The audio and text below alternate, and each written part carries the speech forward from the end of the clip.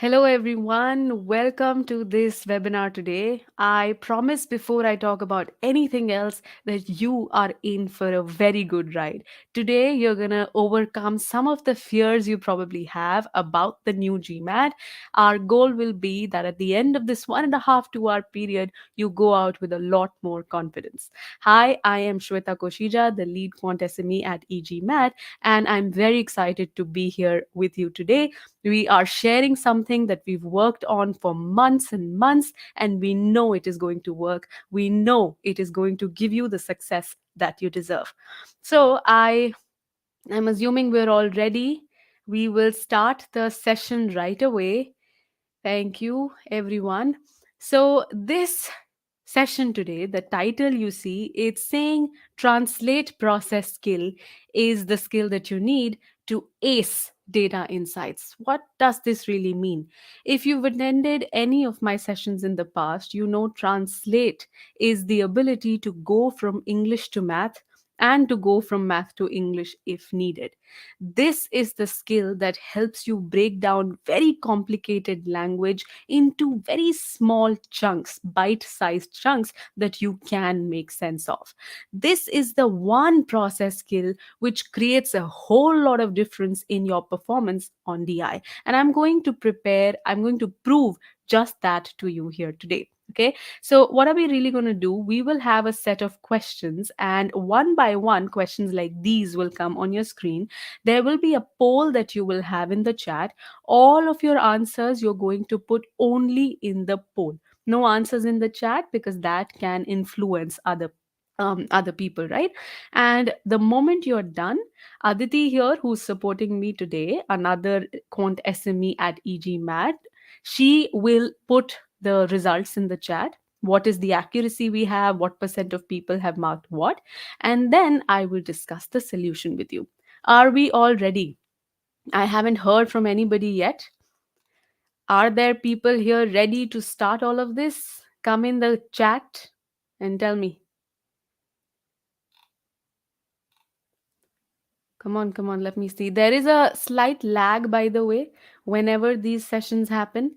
There is a few seconds here and there between me saying something and you hearing that, and then you responding and me getting that. All right, Uma, Abhir, hi. I'm glad all of you then be completely involved. Hi, Muhammad. Hi, Abhi. Be involved. Make sure you have pen, paper. You're completely immersed in every question that you see. Do not do them on the surface because these are hard questions. These are not easy questions. I'm not giving you something that you can do just like that. These are questions where majority of people go wrong, and this is the place where I can correctly prove that if you have the right strategy, then even the hardest of questions will never be hard for you. And the best part is, all of these questions are official questions. Hello, Mihir and Kuwar. So, official questions means you can trust the difficulty level you see here. You don't have to think about things like, oh, is it too hard? Will I even have something like this on the test? No doubts. But yes, these are non mock questions. So, tomorrow when you do a mock, it will not affect your performance. We have taken care of that. All right, so official questions. I hope we're all excited to see how we do about it today. Do not be harsh on yourself, even if you get things wrong. The session is to teach you things, not to judge you. All right, so let's have our very first poll here. Aditi, can you put the poll? I'm going to show you the first question on the screen as well. But when you open the poll, you will see the question there. It'll be a Microsoft form that opens up. The question will be there, the choices will be there. You simply have to mark your answers and come back here. All right. So, okay, here you have the poll. I am going to show the same on the screen as well, the question. This is your first question. All the best.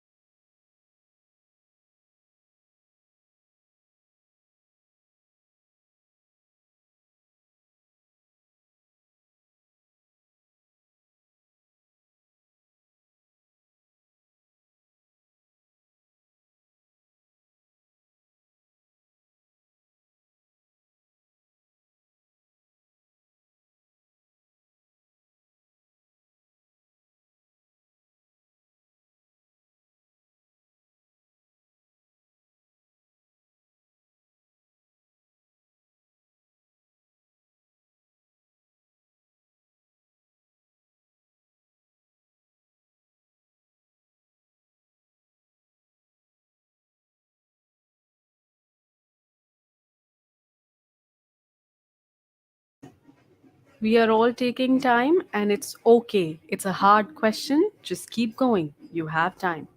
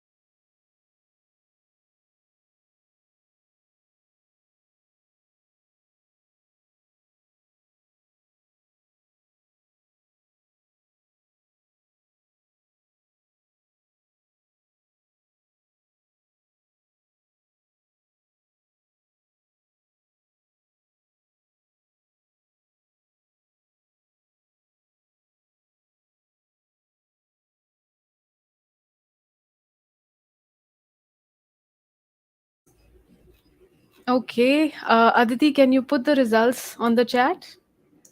That's my cue to start discussing. When I know enough people have responded, let's see the results, everyone. I hope you're excited to see the percentage accuracy for this one. It was a hard question. Let's see. How many correct answers out of how many? Correct choice accuracy is 71%. So 71% of all people who attempted got this question correct. That's nice. By the way, the information that I just got was that we are 46 people right now, but only 17 people really put their answers. That's also saying something, which means those of you who did mark, you knew what you were doing. And that's very good. Your accuracy is pretty good. But everybody else who could not mark the answer in the time, and I was very generous with the time, nobody can blame me for that. That actually tells us that you either found it hard to understand what was being asked or to really answer what was being asked. So before I really discuss this, come in the chat and tell me, how did you feel about this question?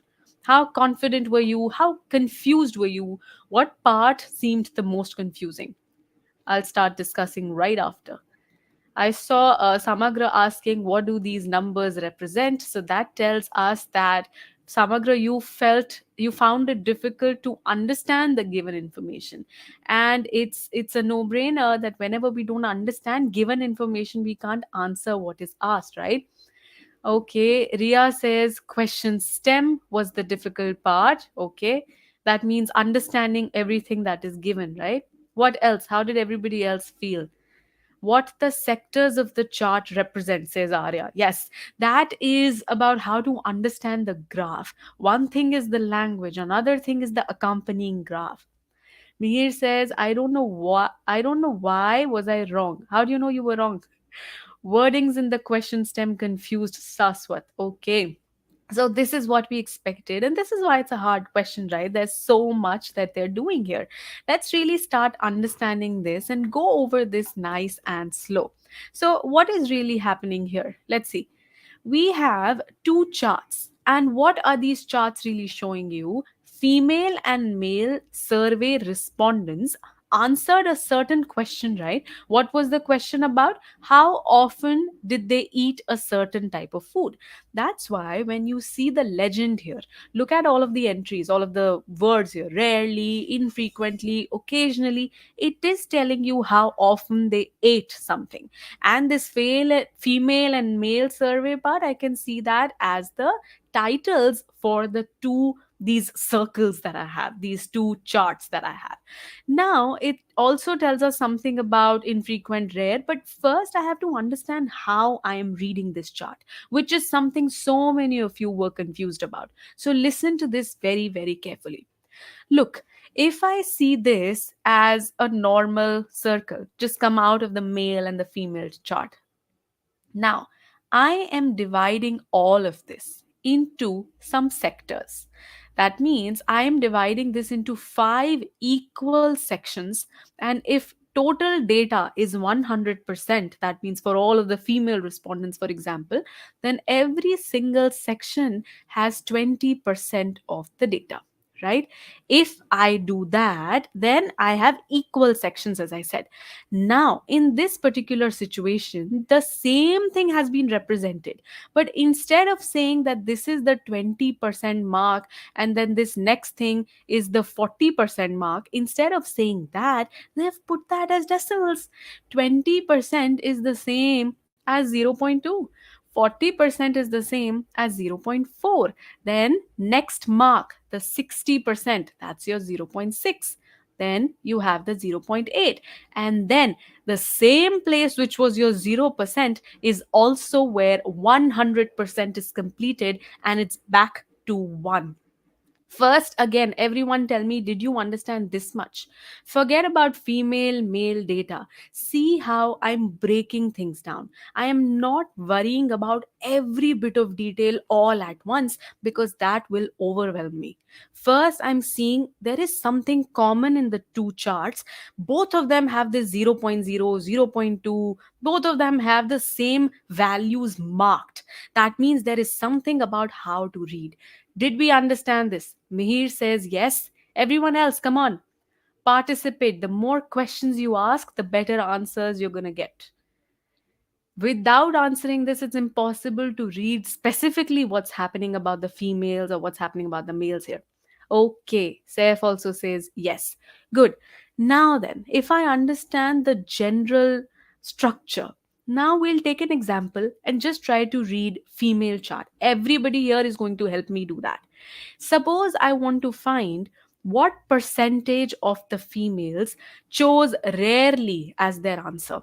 Now, what I should really see is, where is rarely? Do you see rarely here is the top item in your legend? And what is the pattern shown? It's these horizontal blue lines. So come in the female chart and look at the horizontal blue lines. Can somebody tell me just an estimate? What percentage does that seem to you? What percentage of the females answered rarely for the question asked? Slightly less than 10%. Arya, beautiful. Abhir, 10%. It is close to 10%. Saswat, good, 8%. 9. Everybody who's saying that it is less than 10%, you've really understood how to read this. Why is this less than 10%? Simply because the half mark between 10, 0 and 20 is somewhere here, but this looks like a slightly smaller section than that. Very well done. Now, then, what do I do with this information? I have to read further. I now completely understand the data set, at least about how to read this. One random thing I made you read, one more, let's just do that for practice. Um, Look at, tell me the percentage of males who voted rarely, who answered rarely. Same thing, same pattern, but for males. What percentage of the males answered rarely? I'm going to read the first correct answer we get. 30 says Mihir. 30 looks a very good estimate here. Everyone else? Yes, Ramesh, that's correct. Arya, that's correct. Abhir, HRS Shadow, Sagar, good job. We're all reading this correctly. Why 30? Because I can see it's between the 20% and the 40% mark. Right in the middle, this seems to be. So, about 30% of the males. Good. So, all of us then definitely feel confident about how to read the data set. But we're not done. We'll read the question further. What does it say? It says the survey specified that infrequently means more often than rarely, but less often than occasionally. So, what is this about? Well, it means if I compare these different categories, infrequent then is more often than rare. For example, just random, suppose rare is to do it once, then infrequent could be twice or more than that. Then, but infrequent is less often than occasional. So, this is how they're really comparing the first three categories here in your legend. And then, can someone tell me where the fourth category will sit? Frequently. It's pretty obvious. Mihir, that's not going to change your answer. 28 or 31, the choices will never be so close that a very small change in your approximation changes the answer. It will not happen that way. There will be gap. Okay, tell me, where do I put the fourth frequently answer? I know the order between rare, among rare, infrequent, occasional. What does common sense tell you about frequent? Although that will not be tested here, they will use the information they give you. Higher than rarely, infrequently, occasionally. So Abhir says it should be above all three of these. It seems like it to me also, but infrequent could be followed by frequent and then occasion. No, doesn't make sense. The only perfect place for this would be frequent is more often than occasional. Yes, higher than rare, most. Peter, okay, yes, Peter, Abhir, correctly explained. Saswat, correctly explained. Good. So, not sure is the fifth answer. I don't obviously have to put that in the order. Not sure is just not sure. Now, what do I do with this question?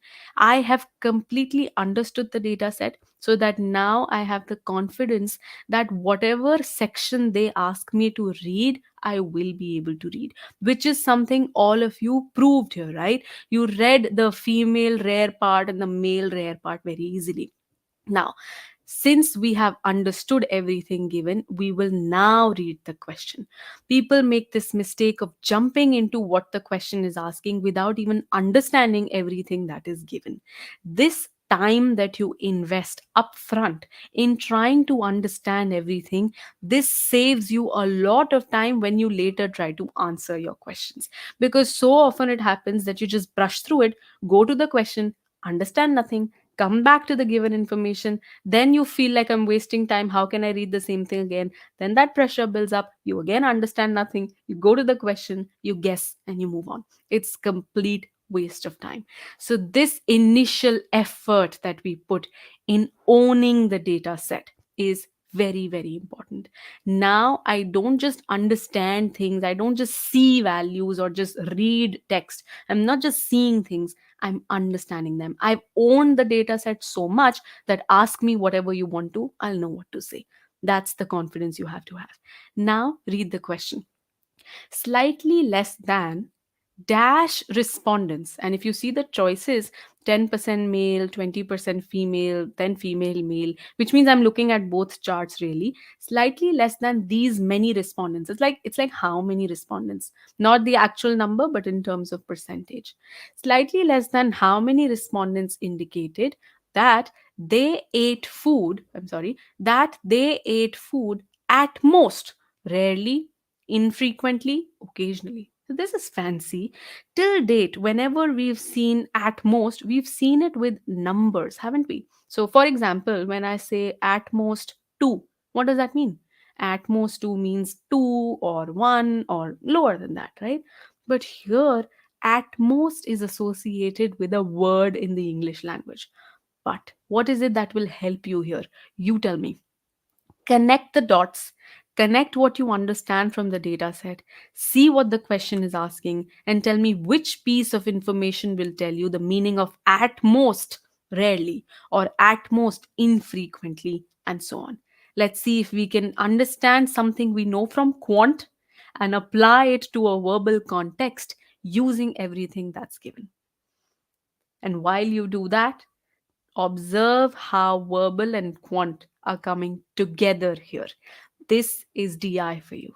It uses both of the skills that you know very, very nicely. Let's see, come on. How would we understand or interpret at most these things? First correct answer. Expand on that, Mihir. For example, you just tell me what is at most infrequently. Less than equal to rarely, infrequently, occasionally. Yes, so just specifically explain at most infrequently. That'll prove that you've understood this. I can see that you're getting a feel of it.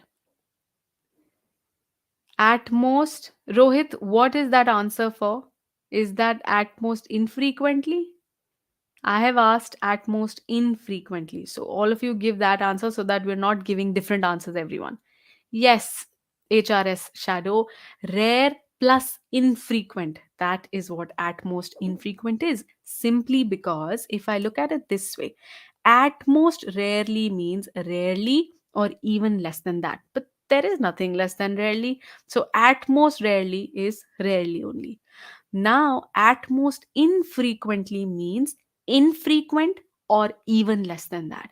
And when you see this order, infrequent and less than that, that's rare and infrequent both. So this side, we are including rare plus infrequent. And when I say at most occasionally, this time it's everything occasional and below that. So rare, infrequent, and occasional. All three of these things together will come here. Now, how do I answer this question? It seems as if I cannot first find the answer of one blank and then think about the other. They are both together. Read the statement, it's connected. Slightly less than dash respondents indicated that something else. I don't even have the that information here, right? So, the only way to do this is we will have to put choices one by one in the blank and then see the other blank makes sense where.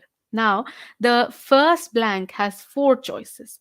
The second blank has three choices. Since three is a smaller number to deal with, I'll do that. Now, everyone help me do that. Mihir has already understood where he has gone wrong. Everybody help me do this. What if I put rarely in the second blank?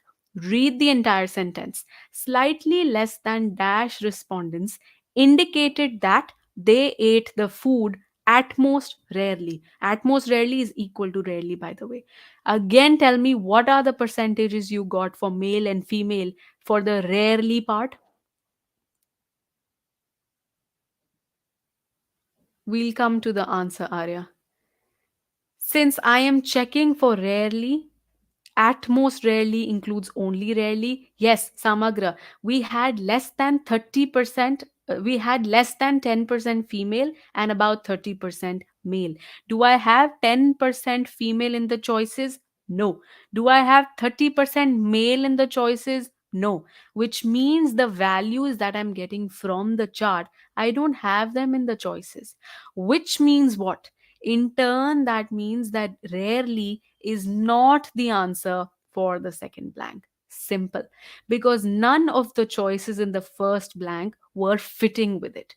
Now, if I think about at most infrequently, then at most infrequently would mean rarely plus infrequently. Now, can you give me the rare plus infrequent values for females first? And then rare plus infrequent for males. Come on, everyone, let's see.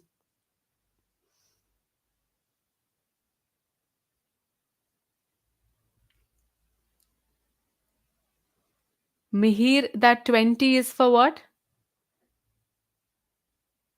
And is it equal to 20? Samagra, yes. For females, it's slightly less than 20% because these are the two segments I'm looking at, right? The horizontal blue lines and the solid light blue. And for females, it's here, slightly less than the 20% mark. Good. And for males, I see this part goes even beyond 40%. Some people are saying about 44, some are saying greater than 40. That's enough. So if I see which choice is making sense, now you tell me, where is it fitting nicely? Slightly less than dash respondents indicated that they ate the food at most infrequently.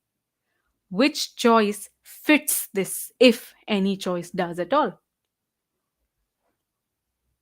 Yes, Ria, slightly less than 20% female. That's exactly what we just got. For males, we got more than 40%, which is not slightly less than 50. But anyway, we don't even have that as a choice. So nothing can confuse us. Good. Everybody now feels confident about saying B. So many of you are putting in the chat that it's choice B. Do you see how things came together here? Tell me how confident now do you feel about this question, and tell me whether you feel you could have done this. It was not impossible if done the right way. Do we get that feeling? Because that's very important. Confidence.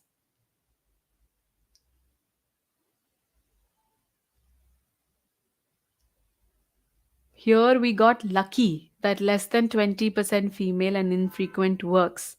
Actually, this is 12 combinations to check for. No, we did not get lucky. The exam knows how much work should be required on a question. We simply looked at the female chart and we could see it's less than 20. Also, I'm not checking combinations. When we said at least rare, I asked you to go to the charts and read the rare values. That's reading two values. Then, when I said rare plus infrequent, I asked you to go to the chart and read rare and infrequent and then see if it is in the choice. You're not putting all choices together. You're not putting infrequent, choice A, choice B, choice C, choice D. No, you're going to the chart, reading the values, then seeing if that is in the choice. Completely different. Got it? Good. Samagra says, I thought those numbers are data labels of the pie chart. They were labels because they gave us direction on how to read the chart, right? This is a situation where they did not explain how you have to understand the point two and so on. But it still is about how male, female respondents gave answers, and it is about how many people gave what answer. So we have to connect, how is this going to give me anything about how many people went with this answer, how many people went with that answer? That's when you see, you observe, okay, both the charts have the same labels. That means there's some system I'm following. Then my sections, my patterns, they are overflowing from one label to another. That means these labels are not giving me the percentage, they're just helping me read. There's so much here. Mihir says, I have the time consuming habit of putting things into tables. What tables would you put things into? This question was only about understanding the data set, completely owning it, reading the question, deciding the right approach, then jumping into the actual data. So you see, I did not jump into finding all of the values, rare, infrequent, this and that. No, we decided how much is needed for answering the question. Abhir says, are these questions similar to what would appear in the Focus edition? So I think you joined late, Abhir. Everybody here, these questions that we're solving today are all official questions. These are GFE questions. These are hard questions that most people get wrong. These are not mock questions. So this will not affect your performance on a mock, but these questions will teach you a lot. And the method that you're going to see here, everything that you do here, it'll prove that if you follow this approach of owning the data set completely, taking examples if needed, reading things nice and slow once and for all, you will never be stuck on questions. Okay, so I hope we all learned a lot from just this one question that we had. We are now going to go into the second question. Aditi, can we have the poll here? You will again have a link in the chat. Click on that, spend time on this next question, and we're going to discuss this nicely. You're very welcome. I think we're all enjoying this.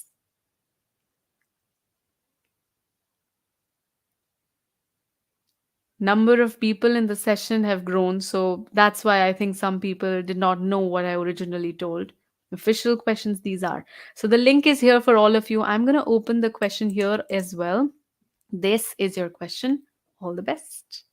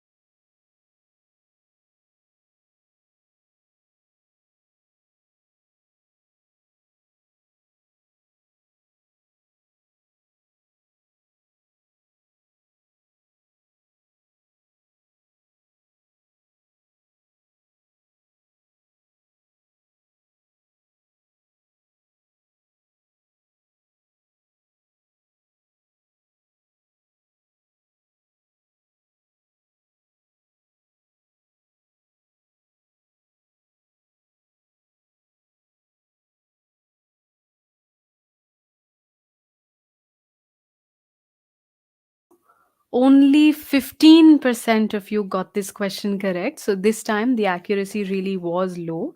Let's see why. Let's see why this was harder. What did we not understand? Before I start discussing again, I would like you guys to tell me what part here was the hardest. Was it all of the text that was given? Was it the accompanying graph? How are we reading all of these sections, these different colors? What was hard to do here? 85% of you could not do this. You have to try to figure out the reasons behind that.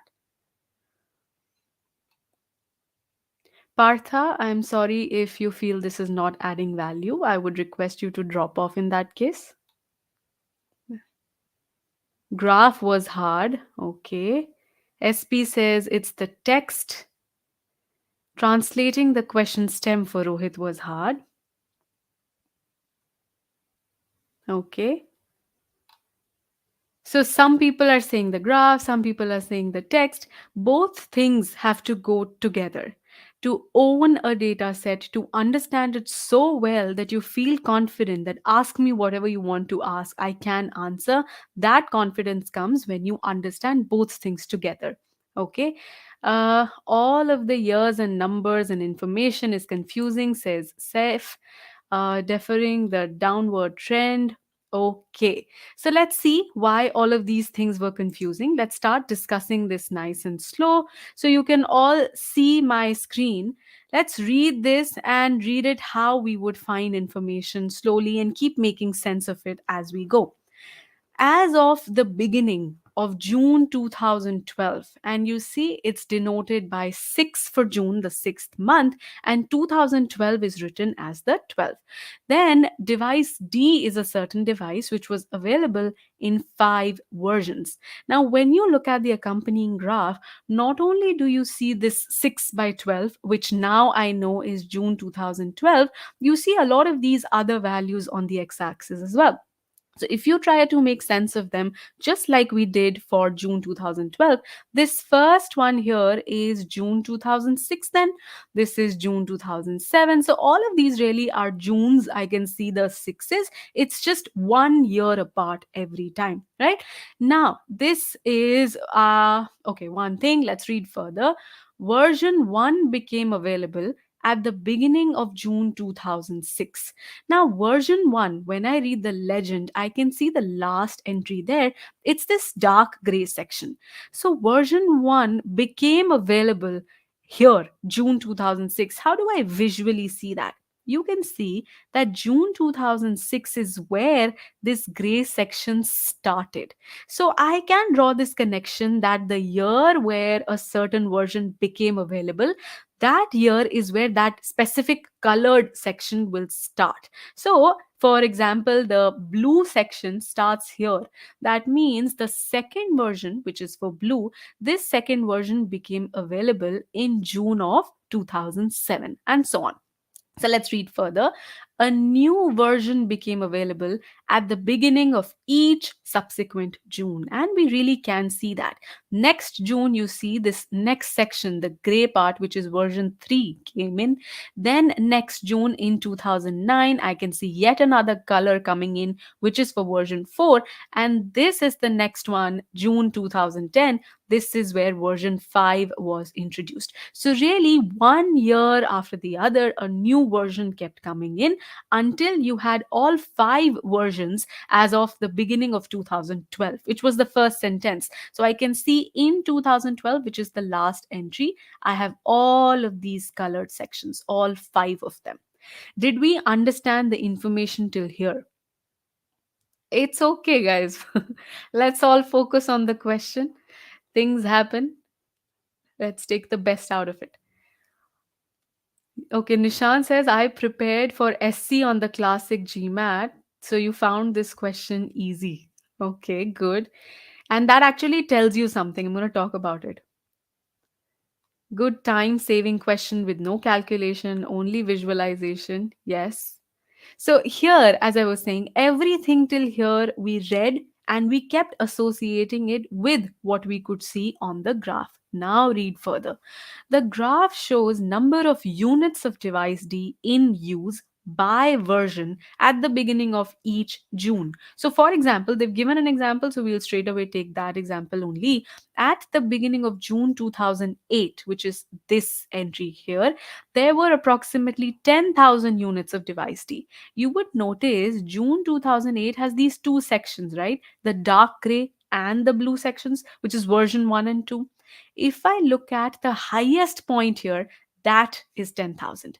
That tells me the total units that were in use of device D. But this is not all of a single version. As I can see, there's a gray part, there's a blue part. They seem to be about half and half divided here, which is what they continue saying. Approximately 5,000 in version 1, approximately 5,000 in version 2. Now, we have understood every bit here, and I'm going to do a small test to make sure that you have understood. So tell me, in 2011, what is the total number of units of device D that were in use? Approximately, you don't have to be very exact here. Let's see. Total number of units in June 2011, at the beginning of June 2011. Everyone, zoom into the right part, focus there, give me the value. Also, it'll be great if you tell me how you're getting that. Incantations says it's about 58. Dipanshu about 85. Did you just mess up the digits?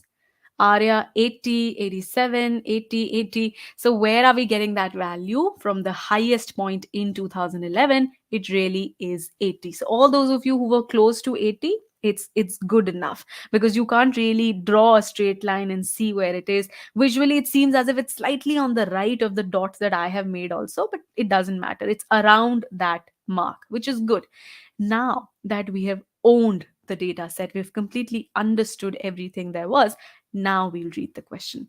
It says, during the first calendar year throughout which the graph suggests a decrease over time in the number of devices in use of version this. It's huge. So you have to translate here as well. Translation game doesn't just end at understanding the given information, also here. So you are talking about a certain year. Let's just see the some properties of this year. During the first such year, there could be more years where things like these are happening. But I'm talking about the first time that this happens. That what happens really?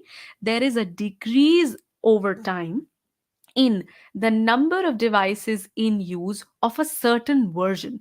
That means this first version, say I call it version X, then there is a certain version X that should show a decrease in use. And during this year, version Y, let's call it, became available. So it's the same year now, and it has a third property as well. Now I very clearly know what year am I looking for. I'm looking for the first time when there's one version which decreases and correspondingly another version becomes available right that year. Um, okay, HRS Shadow says, I just realized my error. Face palming right now. I understood the data correctly, messed up the given question statement's interpretation. Which interpretation did you mess up on? Put that here exactly. So, everyone, now if you're with me, let's try to find where is it the first time that one version goes down, and how is it that I'm really going to find a decrease? Obviously it'll simply be where my section goes downward, and you can see the gray section never goes down. It's this blue section here which is the second version, and this really drops. I think my color is not doing a good job. So here I see a dip, right? So version 2 is the one which shows the decrease we were talking about. And in this year, which year is this, by the way? This is June 2009. In this year, which version became available? We know the version whose color just starts. That's the one that got available. So, which color has just started from this point? It's this light blue section, which is version 4. That means I have my answers. So during the year where version 2 got down in terms of its use, the fourth version was for the first time available. And that's again how two blanks we filled simultaneously. It was not like, think about the first thing, then I'll think about the second thing. No, it was together. And for this, understanding the data set completely was very important. Okay. Through the year, there should be a decrease. Hence, 2010, not 2009. In 2010, 2009 is the only year where decrease starts. Okay, so you chose. Okay, got it. Answer as per the form for blank 2 is D. No, I'm sorry if that happened. It is version 4. I think I might have put the wrong answer when I was making the form. Don't worry about that, Mihir. That could have been a mistake in me marking the correct answer. I don't think there's any error in this. Yes. All right. Then with this question, we have completed two hard questions, both of which showed how important it is that you understand language in detail. Very wordy information, lots of text. It's important that you have a strong verbal ability. Not quant really till now did we see in these two questions. DI, which is this coming together of quant and verbal, these questions show you the verbal aspect of it. That's okay. All of you, what is this happening? There's some confusion about the answers. It's 5. Okay, give me some time as we talk about the next question. I will look at this one more time. I think this looks fine enough that the year where 2 dropped, that's the year where 4 came in. I will still look at it nicely again, I can tell you. Okay, and you want the first such year that we have. Okay, I'm going to come back to this later, don't worry. So as I was saying, verbal ability is very very important here. I am now going to show you some things. Tell me first, do you feel ready right away, or do you feel that you need some work in this, you need to build your ability? How is the feeling at this point in time?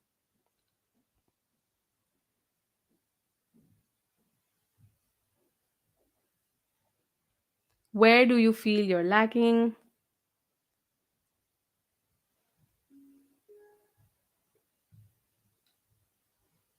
Just come out of this. Need more practice. Okay, says Mihir. What else? Need to build ability, practice more. Okay. So we do realize that there is scope for more work here. Graphs are okay, says Arya. It's the logic questions. We'll see. Need to build ability, understanding the question, understanding DI in GMAT way. Hmm. Understanding is always the same. You comprehend something so deeply that you understand every bit of it, so that it's not just surface, reading. You really understand things. Need to be more careful with how uh, I translate. Yes, translation, as you see, is the theme here today. We need to be able to translate the right way. Need more practice overall, understanding charts, graphs. Yes. So lots and lots of points here we all have about how we can improve. Now, for this, what you all need is very clear instructions or very clear idea of what your gaps are, first of all. For that, what you need is a starting ability, a clear idea of your starting ability, and not just your starting ability, also how is it that you will build further? What is the plan you should follow? At this point, then, I will talk about your personalized study plan. It's a huge project that you're undertaking. Anytime you do a big project, you plan. You don't just straight jump into things and start doing them. This is like a huge project in your life, and you have to absolutely plan the journey. Now, how do you do this? I'm going to show you some very interesting things. I'll show you how you can create your personalized plan on EGMAT. So let me show you something here. I'll end this show for a bit. Okay.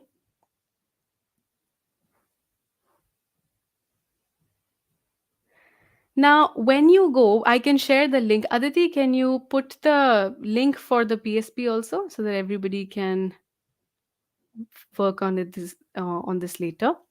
So all of you will start this. The first thing that you will see is simply your name, your email ID. After that, you will put your target score.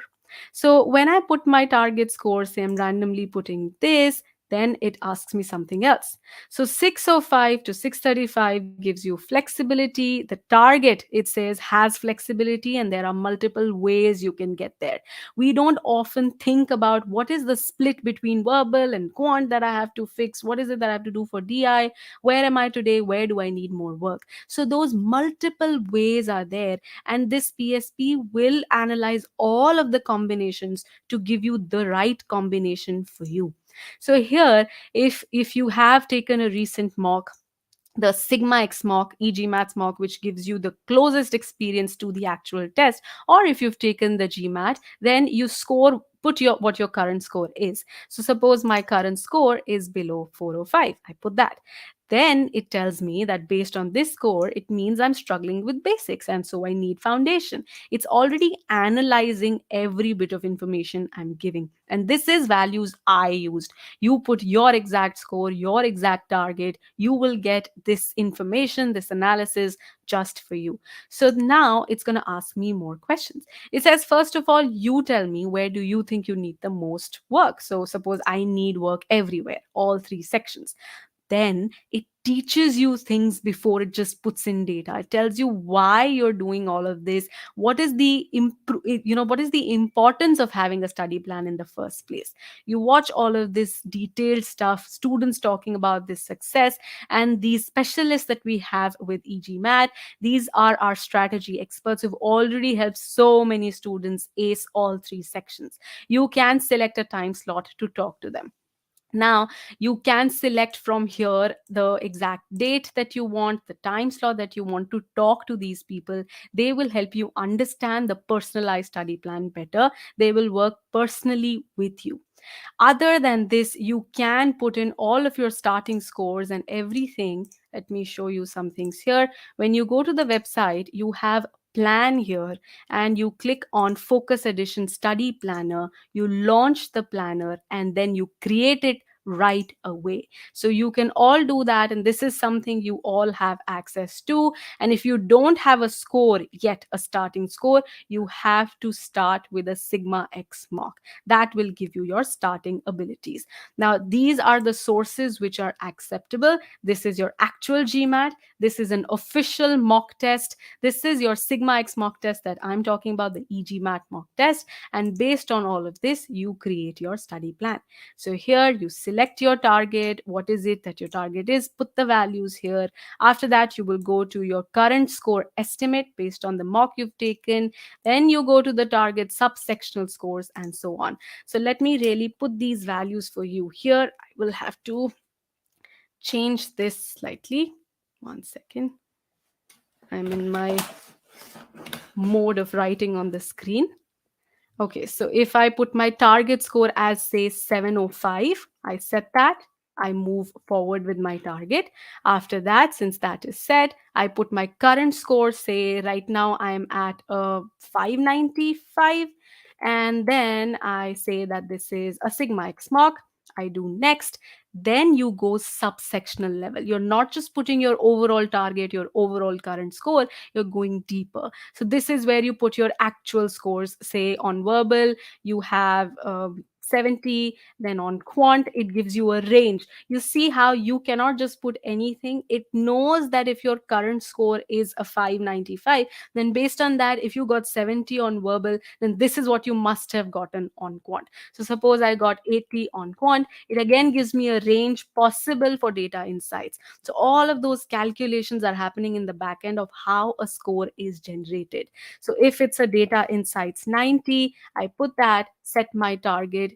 subsectional scores, my current scores, and then it's doing all of that work, giving you the most optimal path out of 11 possible paths. So many paths have already been taken care of here. Most optimal for me in this case would be to get to an 82 in verbal, 79th percentile, 83 quant, 90 data insights. You see, I had already put data insights at 90. It says you don't need to do anything there, just keep it solid. The other things are where you need work, because it's difficult to get that improvement when you're already at the high level, so it's already taking care of that. Once you do that, you get a screen like this. You see your entire journey. You see verbal, your current score is 70 right here. You see your target score is 82 here. You see the journey you will go through, and then you go to your current abilities. Again, this is this time for verbal. So if these are my current abilities, then you get your milestones, that what is it that I have to do for verbal. So this is again current and target for CRRC. So it's not only at the verbal level. First we went from the entire test level to verbal and quant level, then we went from there deeper into verbal to CR and RC. You accept this or modify this. Then you go deeper from quant into the different sections that are in quant. So arithmetic and algebra, say I do it. And then it's going to do the same thing for me for arithmetic algebra also. Overall, third section, you go into data insights, you put your current abilities, and all of this data you will get from sigma x mock. So it will tell you your current abilities. These are not random guesses. Then it recommends what you should do. Everything finally will be summarized for you here. You are at a 595, you want to go to a 705. This is what your verbal journey is, this is what your quant journey is, very very tiny, and this is what DI is. You're already there. So it has found exactly where I need to put work based on my scores in verbal. And therefore, I'll understand, okay, verbal is what I have to really do. It's giving me time estimates. Then it says, you tell me how much time you can put on a weekday, how much time you can put on weekend, and so on. When I put those hours, I pick a date. I'm going to start, say, Thursday, and then everything's set. It'll tell me when can I take the test also. So all of those questions that you've had in your mind till now, how long will I take, when can I take the test, what do I need to work on the most, everything will be taken care of here. You get a plan, very very detailed like this. You can deep dive into all of this. There's so much here that you should explore, and this solid plan, once you create, you will never be stuck again. So this is all of the things I wanted to show you, how you can, let me just get this again, 1 second. Yes. So, how you should be starting with a solid plan before you do anything else. The links are here. Explore this on your own, and you will see how effective this is. All right. With this, then, we are ready to go into the second sprint of our session. The first two questions we did showed the importance of verbal ability. They did not show the importance of math. However, all of the questions that you see will have some math in them as well. Aditi, can we have the poll for the third question, please? And I'm going to open it up on my screen.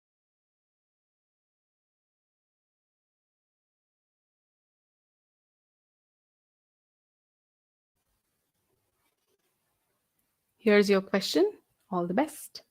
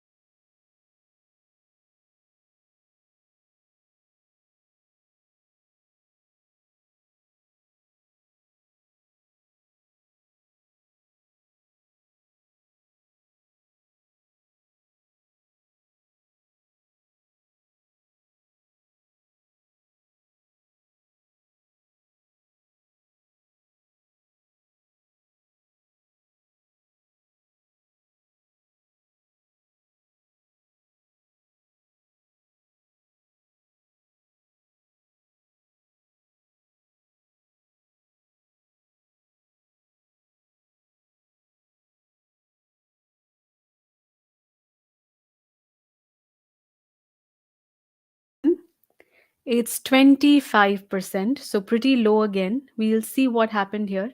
But before I discuss this question, I want to apologize for the previous one. It really was 2 and 5. You guys were absolutely correct. Translate is the key skill we're learning today, and you really proved that here. It was about the calendar year throughout which one of these showed a decrease. So, yes, in 2009 June, version 2 started the decrease, but it wasn't throughout the calendar year. It was throughout this next year, starting somewhere here Jan 2010 till wherever 2010 ends. Throughout this period, version 2 was in a decrease, and during this calendar year, during 2010, which is the version that came in, it is version 5. So I don't know, maybe I was not thinking straight then, but thank you for correcting me, and this shows how much effort you're all putting in here and how serious you are about this. Thank you. So for this question now, accuracy is 25%. The answer in the poll is correct. This time I'm right. The accuracy really is low. So let's discuss this one. What really happened? We have two students here, and the students are called Saifo and Anika. And these two students are discussing three themes from a certain book. And what are the three themes? It's time, fate, and magic. And what is really happening here is that you see in the graph accompanying this text Saifo's assessment, which means Saifo feels that 20% of the novel has time, fate, magic, all three combined. That's for 20% of the entire book. Then he feels that 10% of the novel is such that it only deals with time and magic, and so on. You can read the rest of it. Then comes Anika. Anika agrees with much of Saifo's assessment. This gives me an idea that she doesn't agree with everything. Let's see where the disagreement is. In particular, for any portion of the novel that, according to Saifo, addresses time, Anika agrees that the portion addresses time. So wherever Saifo says time, Anika agrees, yeah, it's time. Likewise, for fate and magic. So wherever Saifo feels it's fate, Anika agrees, yes, it's fate. Wherever Saifo says it's magic, Anika agrees, yes, it's magic. So you might be wondering then, where is the disagreement if she's agreeing with all three themes? Well, for that, we read further clearly. However, this is where the contradiction starts. Contrary to Saifo's assessment, Anika maintains that every portion of the novel that addresses the theme of magic also addresses the theme of fate. So the difference is here. The difference is that wherever there is magic, according to Anika, there is fate there as well. That means magic cannot come alone, according to Anika. So if this is the situation, then the Venn diagram representation will slightly change. Wherever magic anyway has no role to play, those values will not change. For example, this 40% that I have between time and fate, and anyway this is outside the magic circle, so this is going to stay exactly the same. The changes are going to happen wherever there is magic. Now, why do I really need to think about all of that? When you see the questions, both statements are about what Anika feels, so you really do need that new Venn diagram, and we're going to visualize the change here. Look, let's think about first this 10%. This is the 10% which, according to Saifo, is only magic. So, only magic means no time, no fate here, according to Saifo.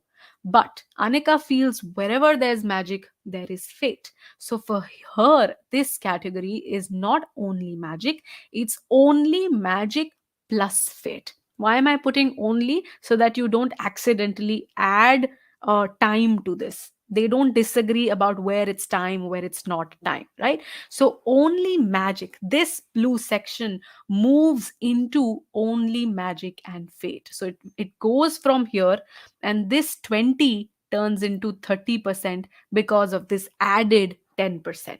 Are we getting this much? I'm going to do more changes, but do you understand why this change is happening and how interesting this translation was?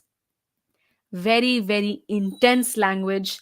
You have to read really deeply, really you have to understand what Cypher is saying, what's this theme, where exactly the difference is. Do we feel clear about this? Okay, Mihir says yes. Everything in the answer depends on this. What are the changes from Cypher's to Anika's assessment? Okay. So, what is the next section where we're dealing with magic? Think about this part here. Let's take a different color. So, this, which is 10%, time and magic only. So, think about it. Only T plus M according to Cypher. But Anika doesn't agree. Anika says no, magic can never be alone. Wherever there's magic, there will be fate. So, the M gets replaced by M plus F. This now becomes all three, which means this 10% moves from here into the all three class and it turns into 30% instead of 20. So I'll just cut out the old numbers. Okay, HRS has it out. Anika only says that every portion that addresses magic also addresses fate. It does not specify that this is only magic, this 10%. Okay, so that's what Anika is agreeing with Saifo in terms of where the theme is time, where the theme is not time. So if I think about the 10%, which is only magic according to Saifo, then according to Saifo, it is not time. And Anika agrees with him on where it is time, where it is not time. So the disagreement is not about time. The disagreement is only about magic coming alone. Is that a possibility? Or magic always coming with fate? Is that clear, Shadow? Everyone, is this clear? This distinction is very clear why one of them is going into the all three category and why the other one is going only into magic and fate. Okay, good. Now I have the whole new thing. Wherever there was magic, there was scope for change, and the changes have been done. Okay, Mihir got it. Yes, it's a brilliant question. Now, Anika maintains that dash of the novel, so this is what percentage of the novel that addresses the theme of time also addresses fate. So you have to see that from that entire segment that addresses time, what percentage also addresses fate. So this is the mathematical notation I can give to it: T plus F, time and fate, out of just the time section. Now look at Cypher's this new assessment by Anika. You can clearly see, I'm sorry, you can see that time, this entire section has what all values. Can I highlight this? Yes. It's this 40%, then it's this 30%, and this 10% has anyway gone away. This is the entire time circle. You really just have the 40 and the 30, which means how much of all of it is time? 70% of the novel is time. So my denominator is 70% of n. I'm just putting it as 70% of the novel. Now you see how much of it is time plus fate. Now, time plus fate, if you try to see the value, it's both of these. Why is this going again and again? Time plus fate is this, the 40% and this 30%. So I'm talking about this middle section. So it's all of the 70% that you just got, which means you're finding 70% of n out of 70% of n. Both of these are equal. That gives you 100% as the answer for this. And this is the question, really, I'm sure, the part that most people have gotten wrong. Aditi, can you check this? About the first statement, is this where most people have gone wrong? You're really seeing where all of time is, then you're seeing time and fate together, and you can see from the Venn diagram that they are just the same. 47% accuracy was here. Okay, a lot of people got this wrong because actually the second statement is very easy. Second statement is just where is magic there, and you look at the whole of magic, and the entire magic circle is this red circle. What are the values? There's 30% here in the middle, there's 30% here, so 30 plus 30, that makes it your 60%.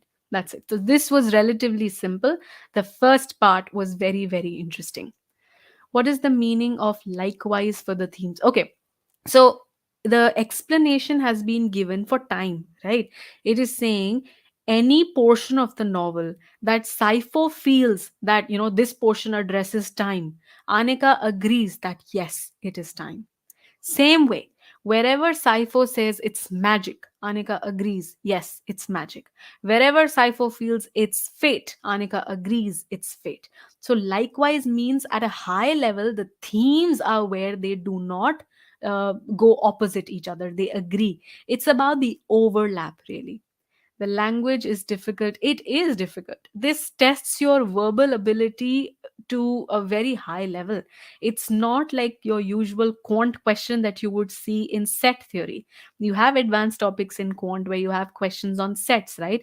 But this is not the kind of language you will see there. And that's why this is not a question in quant set theory. It is here in DI. DI, as I said earlier, is where verbal and quant skills both are needed. So you really have to see this is something I have to build here, this is something I have to build here. Both things have to go together. If you have not prepared yourself properly on quant or on verbal, DI will not happen for you. You need that accuracy, you need that perfection before you get to DI. And I'm going to explain some more things. Where do you learn these things in quant? Where do you learn these things in verbal? After we do our fourth question. Okay. Um, I got the question correct, but I needed to ignore that phrase. Which phrase have we ignored here? Every bit of information was important. It's about understanding everything correctly. So now we've transformed the Venn diagram into something new, and it's not just about Cypher anymore. You have a new Venn diagram which wasn't even given. Okay. Aniket, that really depends on, as I showed you the personalized study plan, it's not just one question, one answer. There's a lot of data points that go in. I would really encourage you to go and play with that plan, put in your data, and you'll get very nice answers there. If we change 10% of T plus M to TFM, then the proportion of F got changed. Uh, yes, it increased, no, because the only magic part became a part of fate. Yes, they came together, magic and fate. Okay, now then we are going to go into the fourth question. Aditi, can you put the poll, please? I'm also going to open the question here. This is again a question where you first need your verbal ability to understand things, then you need further processing in quant. Two things together. Good luck.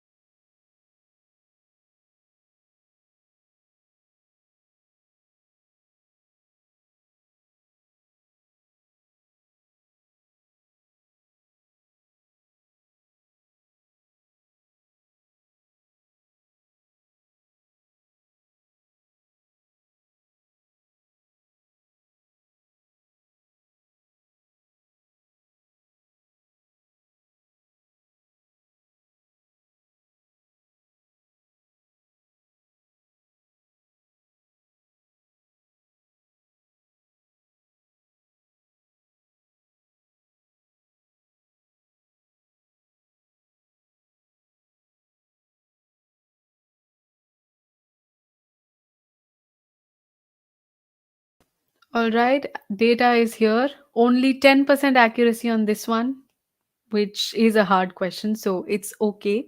So all of these are hard, as we know. Some questions accuracy is slightly okay. We had a 15%, we had 25%, this is now at 10%. Let's see. So first, about understanding everything that is given, that's the first step, obviously. So we'll read this nice and slow. What all do we have? Let's get the pen out. All right. A sales representative is based in city A and she's about to begin a certain journey in which she'll go through these cities, and this is in order. So A to B, then B to C, then C to D till she gets to G. Now the table shows what these values that you see, these are her estimates for probability of encountering road construction for each of several routes between consecutive cities. Which means if I look at A to B, this first pair of cities, then there are a total of 7 routes really, because that's the number of rows in which I have some value. There are no other routes. That means we are not thinking about the probability. Then B to C, if you see, there are how many routes? There are 9, and so on. Now, these routes, the routes are numbered in the table from least to greatest distance. Now, at this time, I don't know whether I'm going least to greatest as I go up to down. So, is one the least distance or is one the greatest distance? Let's read further to find that out. For example, there are 7 routes between A and B. That is something we figured out. And probability of encountering construction on the fifth longest of these is zero point 0.9. When you see where zero point 0.9 is, this is zero point 0.9, and fifth longest is the route which is numbered 5, which means this is the fourth longest, third longest, and this one here is the longest route. That means I really am going from the greatest distance to the least distance as I go down in this list. Very, very important to read things correctly, to take examples and make sure that you're understanding things the right way. So, for example, if I ask you a random question, you tell me that when I want to go from B to C, which is the route that has the shortest distance? Simplest question first. Which route has the shortest distance in going from B to C? Next question is, put that quickly. One is the shortest distance. Mihir, we just figured out that we are going up to down, greatest to least. Yes, 9 is the one. Why again 1 for shadow? We just figured out the fifth longest for A to B was the one which was numbered 5. So the one which is numbered 4 is the fourth longest. The one which is numbered 3 is the third longest. That means you go, as you're going to a smaller number, the distance is actually increasing, no? Okay, good. Now you realize that. Now, based on all of this information, let's see what further is given. Suppose that she minimizes the probability, according to her estimates, of encountering road construction in this journey from A to G. So her goal is to minimize the probability. And based on that, then you have to see which statement is accurate, which statement is not accurate. Now, first of all, before I straight jump into the statements, I want to understand a little bit more about minimizing the probability. What does that tell me about which routes she could take? So, minimizing the probability means that if I look at A to B, just A to B, then the smallest probability here is this one, the 0.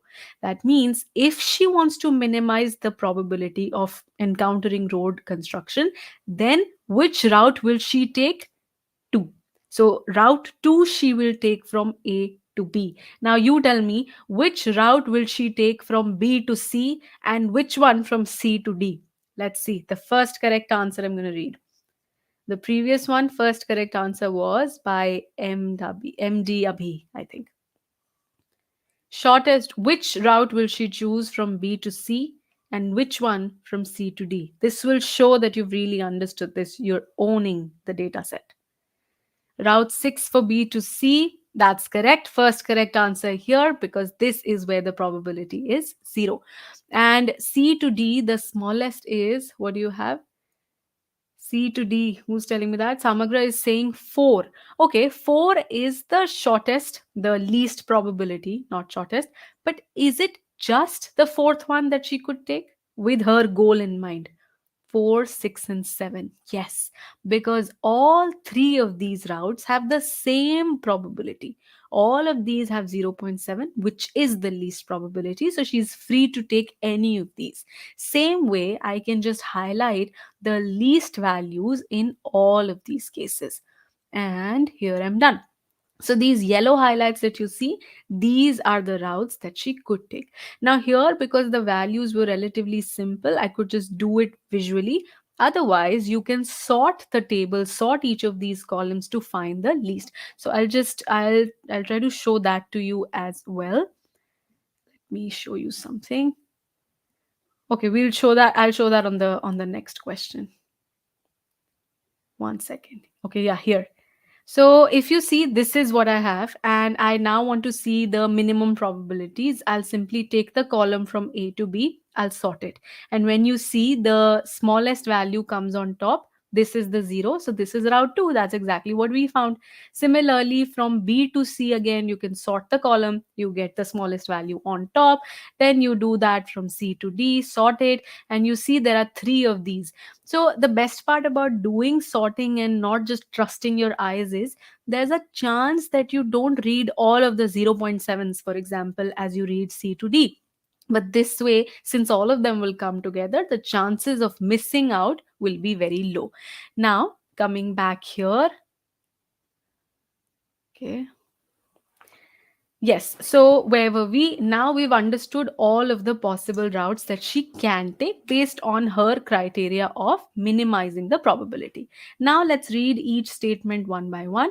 First one says probability that she will encounter construction from D to E is zero point 0.7.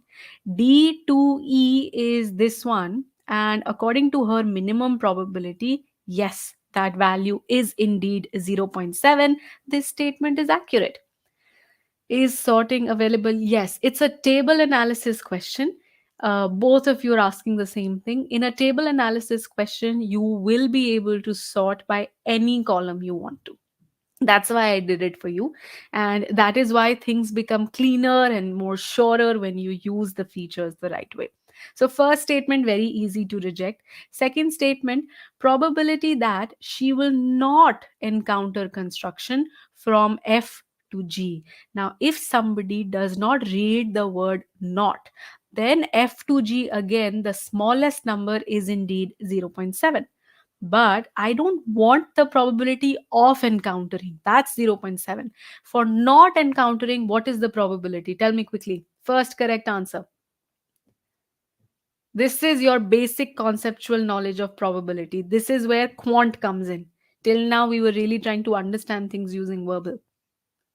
Yes, zero point 0.3. We're simply doing 1 minus zero point 0.7. So this statement is not accurate. Third one, rounded to the nearest hundredth, probability that she will not encounter road construction during her entire journey. Can you now tell me what concept I should use? The second statement was easy because it was only talking about two cities at a time, F to G. Now I'm talking about the entire journey. How is it that I will find the probability of not encountering this construction anywhere? Answers, I understand the answers. What's that? 0.3. Oh, you're telling me the previous one still. Multiplication of all probability, yes. Of what? You find the probability of not encountering construction on each of these and you multiply them all, because there's an and everywhere. That means I don't encounter any construction on the first leg of my journey, A to B, and I don't encounter it on the second one and the third one, and so on. So I'm multiplying. What is the probability of not encountering construction from A to B? It's 1. You don't have to exclude 0, abhi, MD, abhi, if I'm reading that correctly, because you anyway want to find the probability of not encountering, which becomes 1. So in each of these cases, then it's 1 times 1 again. From the next one, there's zero point 0.3. From the next one, it's zero point 0.3 again. Then 0, makes it 1, and then zero point 0.3.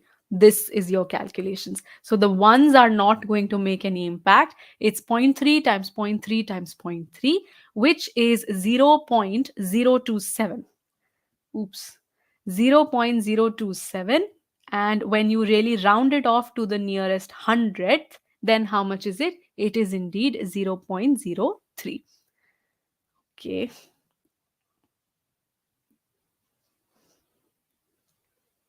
Yeah. So this final statement then is correct. So I'm going to mark yes here. Done. And that is how this question was to be done. You had a very low accuracy here, but I hope now you see the question was not hard. It became easy once you understand everything that's there. Okay, there's a doubt. In this scenario, given multiplication of probabilities, is the probability of encountering road construction from A to G 0?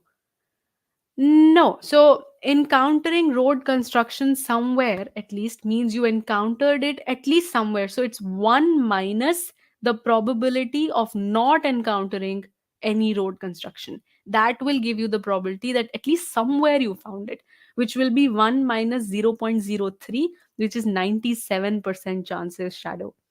Okay, not 0. You were multiplying all of the values and you were actually getting obstruction everywhere, here and here and here. Okay, got it, good. So this is the fourth question we finished. This is the second of the series where you saw verbal and quant come together. Now all of this work here that you did, when I really see a question like this, I know I will have learned probability. I will need to do quant first. I'll need to know what probability is. But maybe I don't need to learn every concept in probability. Maybe there are just some concepts that I have a weakness in, some concepts that you have a weakness in. We have to be able to do things as much as we need them. The previous question, set theory, is the knowledge we wanted. We wanted to know how to read Venn diagram, how to read only this and all three, and so on. Now, when you're learning your concepts, it's very easy to just go into concepts in so much detail that you find too much information and you're like, how much will I do? Will I do everything? You will not need to. This here is a student, an actual student. I'm showing you an account, and this is his advanced topics course. Let me show you 80 because set theory and permutation probability, they're all from here.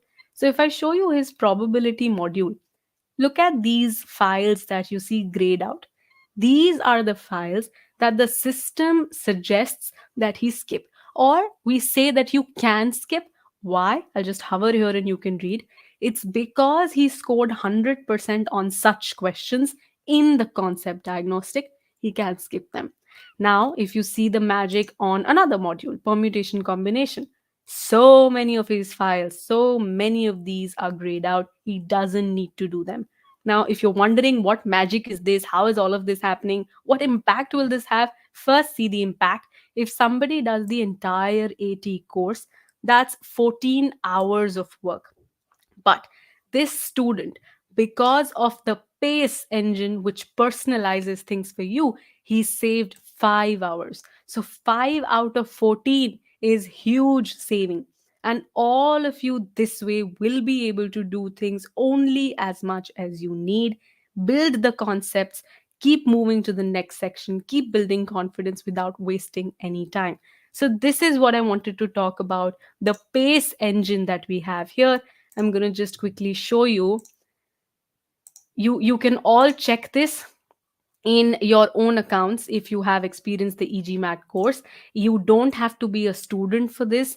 Even in the free trial, there are 2 full modules where you can experience this. You will take the concept diagnostic quiz, and the diagnostic quiz will decide what you can skip, what you have to do. So experience that for yourself and see how very easy life becomes with all of this.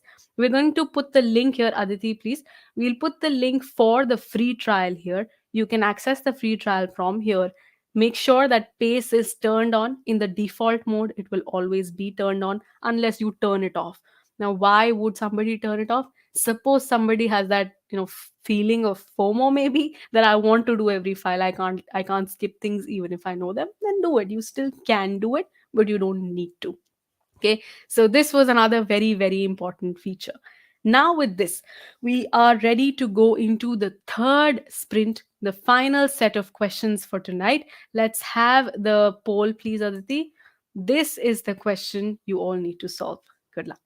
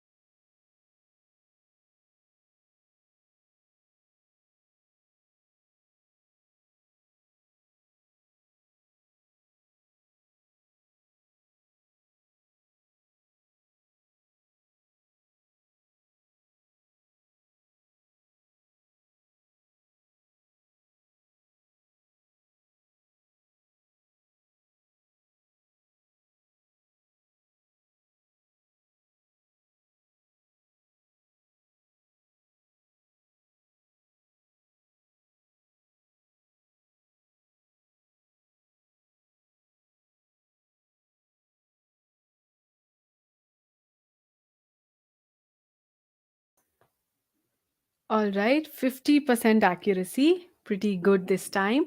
Let's discuss this question. That means you've already started reading things correctly, spending time on the entire data set. Good. So here what we have was this situation where Gordon is choosing from 7 charities. He wants to donate money and he wants to decide which one should I donate to. And what he's using for this is this rating system that a certain website has, a website's ratings. The ratings are done on two parameters, on finances and accountability. And we can see these stars, these asterisks here that give you the rating. And it tells us that the more that you have of these, it's a better rating, which means if I have a 3-star rating, then it's better than a 2-star rating, which is how it is in normal life also. Now, this after we see the entire situation, 7 charities written here in the first column, then we can also see categories in which each charity works, then we see the ratings that these charities got. Now reading further, we find how Gordon uses these ratings and how he makes his decision based on this. So Gordon will not donate to a charity unless. So I will not do this unless, which means the thing that follows, it's like a condition in which case you will do it, otherwise you will not. So I can actually reword this as Gordon will donate only if, only if the condition that is coming forward is satisfied. So I will only donate to a charity if, for both finances and accountability, the two parameters on which voting is happening, it, which is the charity, is at least as highly rated as any other charity in the same category. Again, this is wordy. You have to pause and really try to understand what it's saying. So there is a certain charity that you are evaluating. Say you're evaluating charity X. Then this charity X is part of some category. Charity X rating should be at least as much as any other charity's rating in the same category. So competition is not out of category, in the same category. This is where you will donate. Which means when is it that you're not donating? If the rating for charity X, I just call it RX, if it is less than others in the same category. That means if there is any charity which has the least rating in its category, be it in finances or in accountability, I will not donate to this then. Okay, this is the condition. If you are the least, you will not be donated to. Simple. So, such a long sentence we read, and what came out of it is simply this, that if you are the least rated in your category, then no donation to you. This is what I'm going to take. Okay, now read further. Gordon may have other criteria that would prevent him from donating. So, even after you do all of this work, the first condition that we understood, even after that, there may be some other condition that we don't know, some other criteria that will make him reject things, and we don't know about that. The question further does not mention that. Based on this information, we have to see which statement is correct based on the information and which one is not. When you see the first statement, it is saying Gordon will donate to at least one charity, so greater than equal to one. Now, should I jump into the table, try to understand all of this least rated and highest rated information, all of that? No. Why? I have information about this other criteria that may come in. So, say I do all of my work on the table, and say I find that there is one charity which works, which does not get rejected. Then, is it a surety that Gordon will donate to that charity? No, because he may have other criteria, as we know. So, you cannot be sure that at least one charity will be donated to. And so, this statement is not correct. The information does not indicate that this statement is correct. Okay. Now, second statement. Gordon will donate to at most one. This means it's less than equal to one. Either he'll donate to no charity or he'll donate to one at the maximum. Think about it. the maximum that he can donate to, these will be the ones that do not get rejected based on his own condition, because it's the other criteria I don't know. I can get the maximum possible using his condition, and I'm going to do just that. Let's just go into the table here. I'll take you to Excel so that we can sort data and everything. Okay, 1 second.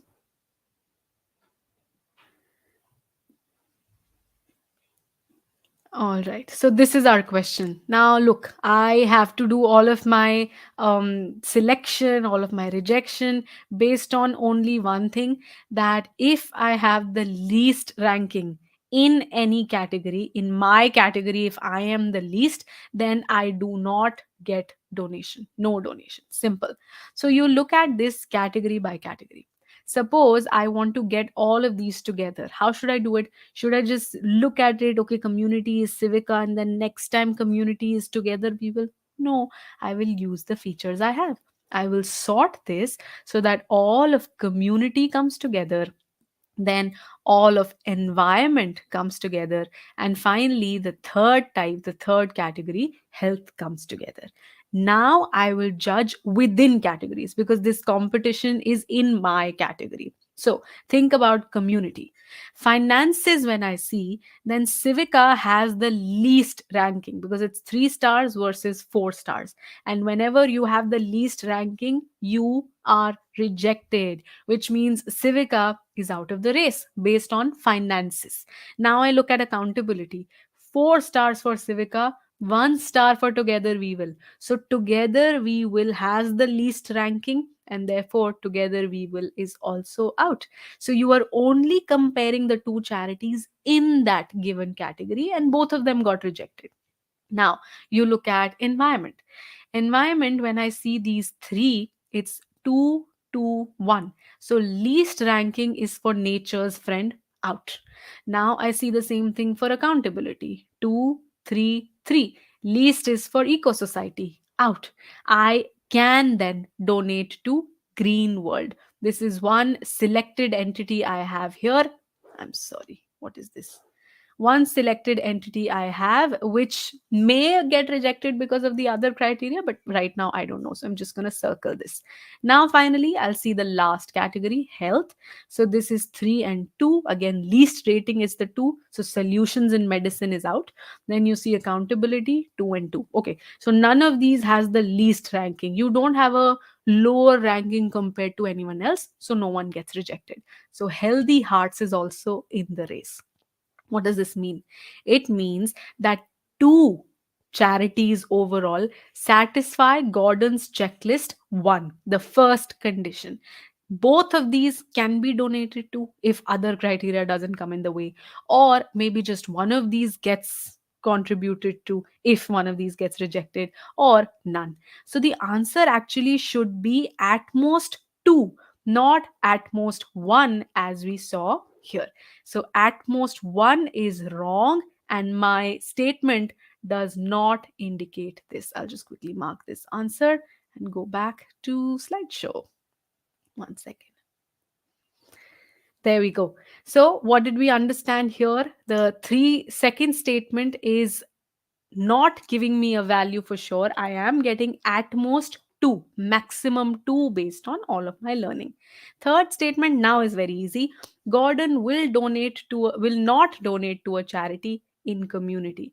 Based on the table, we saw that both of the community ones got rejected. So this statement is true. And that is correct. So Kapil gave his answers correct, incorrect, correct. But now, Kapil, do you see how it has changed? The first statement that you felt was correct is incorrect because of just this one sentence that he may have other criteria which we knew nothing about. Even if all of the categories, all of the charities worked, this one thing could still reject everything. Good. So that is wordplay for you. You see so much here. Okay. I missed the catch in the last sentence. Yes. So here then the question, was based on your inference process skill. There was so much that you had to infer. Okay, so if this is the case, then this is what it means, and if this is it, then the least, then this. So much that was happening, and it's a skill that you learn in the course very, very nicely. So I'll just quickly show you some things about that. I will show the course to you. So first time that you learn the inference skill, that's in the verbal course. So you go into CR and you see this module. It's an entire module dedicated to inference. All of these files, only, all, some, most, what's the impact of all of these words? There is so much that you have to think of, so much that you learn here. Then not only do you learn inference once and for all, I'll show it to you specifically in DI. So this is the GI and TA part, and if you see, there are specific files called draw inferences from charts. You learn it, then you practice it. So inference again is a technique that you learn with respect to DI itself also. You see this in TA also, drawing inferences in TA. So this skill is something that you learn in quant, that you learn in verbal, and then do you get ready for DI, and you learn it in DI also. So everything together prepares you for this one section, this huge important section which scares so many people, and rightly so. There is so much going on here, but it can be mastered if you do things correctly. Kapil says, really liking your session. Thank you, Kapil. Thank you so much. Rohit has a question. Why did we not find out qualifying ones before approaching question stem as opposed to Venn diagram question? I don't know what qualifying ones you mean. Every time you go to the final statements after you understand the data set. So you're saying, in terms of owning the data set, yes. Oh, so you're saying, why did we not really do all of the charities and all of the see, when there is too much work involved, don't just jump into all of that work. What you are talking about is getting into the data, finding out information, doing the sorting, finding out the ranking. You know what to do. Owning the data set means, ask me what you want to, I can tell you. It doesn't mean I will do it for you even if you don't need it. That is wasting time. So you build an approach, you're clear how to use it, and then when needed, use it. So I did need it in the second statement, so I used it. What if even the second statement had something which I could reject like the first one, or maybe approve of? So I will do work, extra work, only when I know I have to do that. Does that answer your question, Rohit? Okay, Samagra has another question. Okay, I'm glad you got it. Best way to break the line, Gordon will not do it. Again, so think about it this way. I will not call you unless you send me chocolates, which means if you send me chocolates, only then I will call you. So it's an only then condition. You do this, then I do that, and that too is not guaranteed. I might have other criteria for not calling you.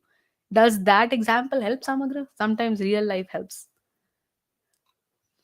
Now, guys, this second last question we did here, but the last one I'm going to leave for you for homework. All of you will just solve that question. You can open the polls. Aditi will share the poll with you here, but put the answers in. You can send them on email, you can put them as comments on this video. I'm going to check them all, and we will personally respond to all of your answers. This is one practice question I'm leaving you with. You will see how all of the skills will come in handy. Understanding all of this language, verbal ability, using quant where needed, quantability, getting them together, DI. So I hope to look at a lot of responses here. You will put your answers like blank one, A, B, C, D, whatever, comma, blank two, A, B, C, D, whatever. Just put your answers like that. Okay. And if you can, put in how you got to those answers, what is your reasoning, so that if you get it wrong, I will be able to pinpoint exactly what happened. Okay. With that, we have come to the end of the session, and I will just stop sharing. Okay. Now, then, I hope you people are taking a lot out of this session today. You realize that you want to improve, as I can see a couple talking about. A lot of us need to put in work. And as I said, the right way to start preparation is first to plan preparation. So you start with your personalized study plan, and for that, you need your starting scores. If you don't have them, take the Sigma X mark.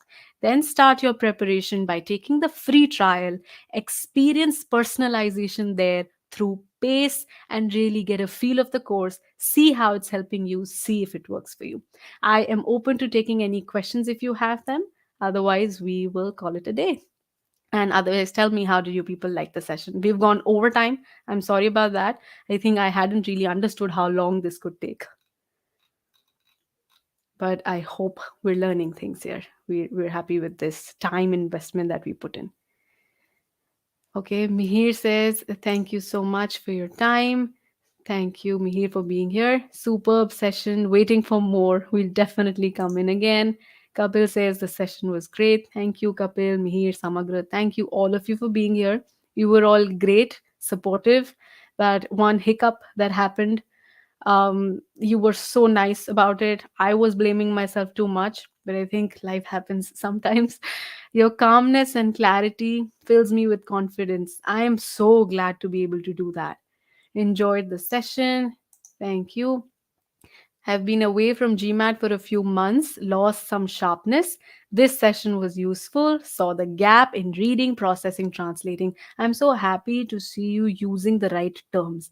It is translation, which was the star of the show here today. If translation is a gap, then most of DI stays a gap.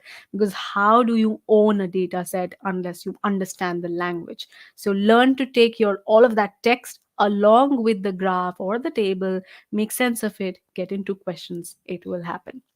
All right, then. Thank you, everyone, for being here today. I'll see you again in another session. Till then, good luck. Happy learning. Bye bye.